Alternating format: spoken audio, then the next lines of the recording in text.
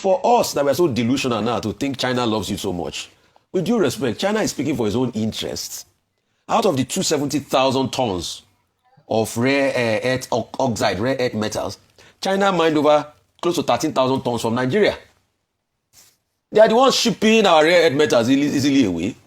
So if America is talking about strikes in the area where China is mining their rare earth metal, you think China will just look and be saying they should come?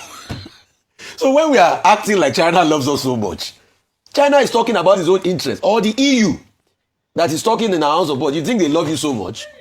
EU that in this country close to 44 billion is going out. There's a particular refinery out of Rotterdam that out of Nigerian crude and everything, they make close to 9 billion. Everybody's talking about their own interest.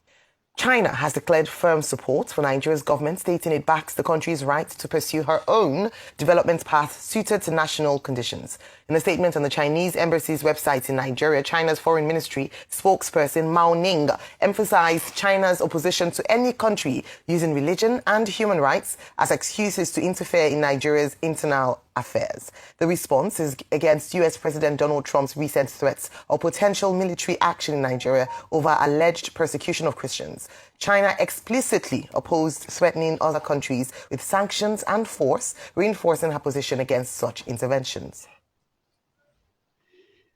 On Trump's threat of military deployment in Nigeria, Mandarin, as Nigeria's comprehensive strategic partner, China firmly supports the Nigerian government in leading its people on the development path suited to its national conditions. China firmly opposes any country using religion and human rights as an excuse to interfere in other countries' internal affairs, and threatening other countries with sanctions and force. As regards the matter of this America and Nigeria, I see a lot of skewing of narrative. You know, this country, may God save this country. We have now turned the narrative into North versus South, which is not supposed to be. We have now done propaganda to an extent where it's now us versus them. No. Are people dying across every part of the country? Yes. Are Northerners, Southerners dying? Yes. Are Nigerians dying? Yes. Has this government done well at stopping the killings? No, they can do more. Because Trump has talked about it now, then there's been a lot. Like I've always said, we're a sovereign nation. Nobody can come in and invade our country without our say-so. We have seen security forces said, okay, we can get American support. But the question is, how can the problem end, the problem of killing? There's a popular adage from where I come from. They say a man sees a snake, a woman kills it. As long as the snake is dead. Please, let's take this matter out. And for us that we're so delusional now to think China loves you so much, with due respect, China is speaking for its own interests. Out of the 270,000 tons of rare earth oxide, rare earth metals, China mined over close to 13,000 tons from Nigeria. They are the ones shipping our rare earth metals easily away. So if America is talking about strikes, which I don't believe, which I just think Trump is bluffing largely, that about strikes in the area where China is mining their rare earth metal, you think China will just look and be saying they should come? So when we are acting like China loves us so much, China is talking about its own interest, or the EU that is talking in our house of board. You think they love you so much? EU that in this country close to 44 billion is going out. There's a particular refinery out of Rotterdam that out of Nigerian crude and everything, they make close to 9 billion. Everybody's talking about their own interest. But when are we going to have leaders that are in the interest of Nigerians? That's the problem we've always had in this country. Because you can see other countries fighting for their own interests. We are always constantly about the interests of our politicians that steal and exploit us. So it's a very sad dilemma that we are currently facing now. And please, we should not fall for all this love here and there and all of that. But quickly, a point I really want to make that is very important is I believe the Nigerian army can stop this killing. Is it not the same that this our country is a great country? I am so proud to be a Nigerian. This was the same Nigeria that set up the ECOMOG force. Over 70% of the troop of the ECOMOG force was from Nigeria. That worked over 7 years to bring parity and peace back to Liberia and to Sierra Leone. Nigeria expended $15 billion of its money on ECOWAS. As at that time, if you adjust that money from inflation between 1991 to 1997, from 1997 to about 2001, If you adjust that $15 billion for inflation, Nigeria spent in today's money is over $30 billion to restore peace and parity to West African countries. That same country is great enough to solve its own problem. We need leadership. All right.